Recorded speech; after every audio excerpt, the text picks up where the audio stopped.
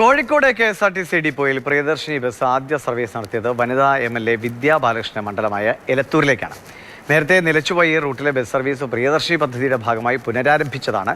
Bus charge നൽകാൻ ഏറെ പ്രയാസപ്പെടുന്ന വനിതാ തൊഴിലാളികൾക്ക് സൗജന്യ യാത്ര ഉപകാരപ്രദമാകുമെന്ന് സാക്ഷ്യപ്പെടുത്തുകയാണ് ബസ്സിലെ വനിതാ കണ്ടക്ടർ തന്നെ.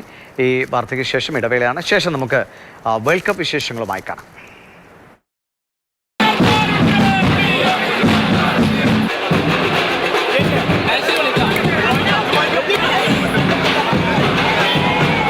പ്രിയദർശിനി ബസ് കോഴിക്കോട് ചരിത്രത്തിലേക്ക് യാത്ര തുടങ്ങിയിരിക്കുകയാണ്. കോഴിക്കോട് ഡിപ്പോയിൽ നിന്നും പറമ്പിൽ ബസാറിലേക്കാണ് ഈ ബസ്.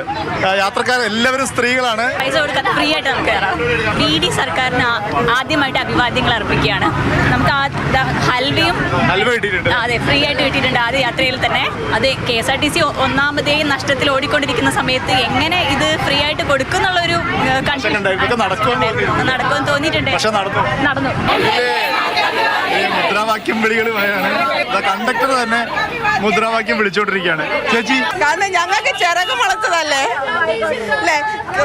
സ്ത്രീകളെ സംബന്ധിച്ചിടത്തോളം ഒരു 2-വീലർ ആയാലും അത് സ്വതന്ത്രമായിട്ട് ഞങ്ങൾക്ക് പോവാം. പിന്നെ തന്നെ ഈ സാധാരണക്കാരായ ജനങ്ങൾക്ക് ഒരു 10 പൈസ സേവ് ചെയ്യാൻ പറ്റുന്നുണ്ട്. കഴിഞ്ഞ ദിവസം എൻ്റെ ബസ്സിലൊരു ലേഡി കയറി. അപ്പം ഞാൻ ചോദിച്ചേ, ചേച്ചി എങ്ങോട്ടാണ്? ഞാൻ ഇന്ന് ഹോട്ടലിൽ പോവാം. 300 രൂപയാണ് ഹോട്ടലിൽ പൈസ കിട്ടുന്നത്.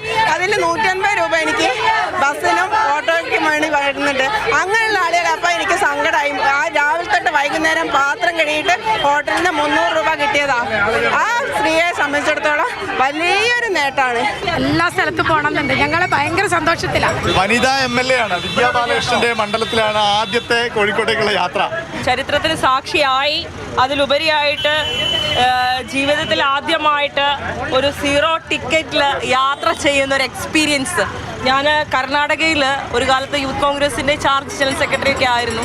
അപ്പോൾ കർണാടക സർക്കാർ ഇത് ഇംപ്ലിമെൻറ്റ് ചെയ്ത ശേഷം പോലും ഞങ്ങൾക്ക് കേരളക്കാരായ ആളുകൾക്ക് വനിതകൾക്ക് യാത്ര ചെയ്യാൻ ബുദ്ധിമുട്ടുണ്ടായിരുന്നു. പക്ഷേ അന്ന് കർണാടക KSRTCയിൽ നമ്മൾ യൂസ് ചെയ്യുന്ന കയറുന്ന സമയത്തും അന്ന് ആധാർ കാർഡ് കൊടുക്കേണ്ടതുണ്ടായിരുന്നു. ആധാർ കാർഡ് കൊടുത്ത് കന്നഡികയാണോ എന്ന് വെരിഫൈ ചെയ്തിട്ടായിരുന്നു അന്ന് അവിടെ ടിക്കറ്റ് അലോട്ട് ചെയ്തുകൊണ്ടിരുന്നത്. പക്ഷേ ഇന്ന് കേരളത്തിൽ ജീവിതത്തിൽ ആദ്യമായിട്ട് ഒരു 0 ടിക്കറ്റുമായിക്കൊണ്ട് യാത്ര ചെയ്യാനുള്ള അവസരം നൽകിയിട്ടുള്ള ഈ ഗവൺമെന്റിന്റെ ഹൃദയത്തിന്റെ ഭാഷയിൽ അഭിവാദ്യം ചെയ്യുകയാണ്. സൗജന്യ യാത്ര അത് ആഘോഷിക്കുകയാണ് വനിതകൾ. ഒപ്പം തന്നെ വനിതാ MLA വിദ്യാ ബാലകൃഷ്ണനും.